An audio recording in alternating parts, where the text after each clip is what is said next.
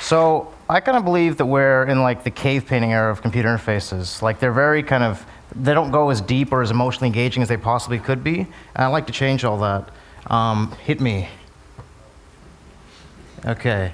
So, I mean, this is the kind of status quo interface, right? It's very flat, kind of rigid. And okay, so you could sex it up and like go to a much more lickable Mac, you know. But really, it's the kind of same old crap we've had for the last, 30 years. I mean, like I think we really put up with a lot of crap with our computers. I mean, it's point and click. It's like the menus, icons. It's all the kind of same thing. And so one kind of information space that I kind of take inspiration from is my real desk. It's so much more subtle, so much more kind of visceral. You know what's visible, what's not, and I like to kind of bring that experience to the desktop. So I kind of have a this is BumpTop.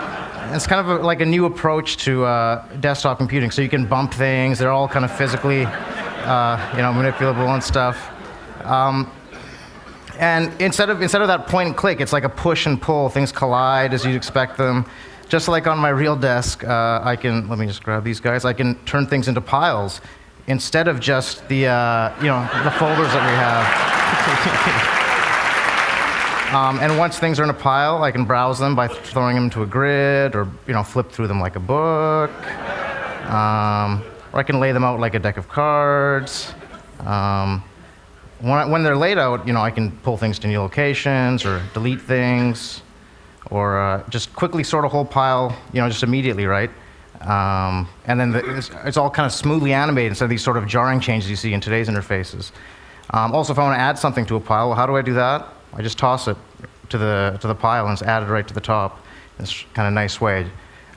Also, some of the stuff we can do is for these individual icons. We thought, how can we kind of play with the idea of icon and push that further? And one of the things I can do is make it bigger if I want to kind of emphasize it and make it more important.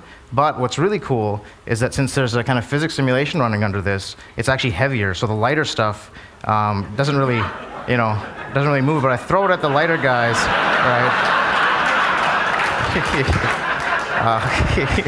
So it's cute, but it's also like a subtle channel of conveying information, right? This is heavy, so it feels more important.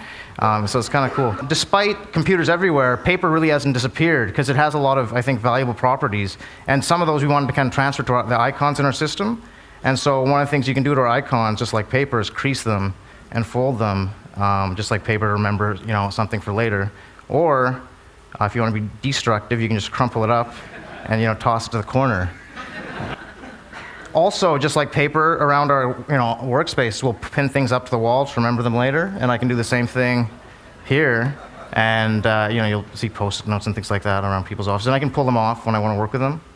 So one of the criticisms of this kind of approach to organization is that my real desk is really messy. I don't want that mess on my computer. So one thing we have for that is kind of like a grid-aligned kind of. So you get that more traditional desktop. Things are kind of grid-aligned, more boring, but you still have that kind of colliding and bumping, and you can still do fun things like make shells on your desktop. And let's just break this shelf. Okay, that shelf broke. I think beyond the icons, I think another really cool domain for this software, I think it applies to more than just icons in your desktop, but browsing photographs. I think it could really enrich the way we kind of browse our photographs and bring it to that kind of shoebox of photos with your family on the kitchen table kind of thing. I can toss these things around. They're so much more tangible and touchable, and I can double click on something to take a look at it. And I can do all that kind of same stuff I showed you before. So I can pile things up, I can flip through it, I can okay, let's move this photo to the back, let's delete this guy here. And I think it's just a much more rich kind of way of interacting with your information. And that's BumpTop. Thanks.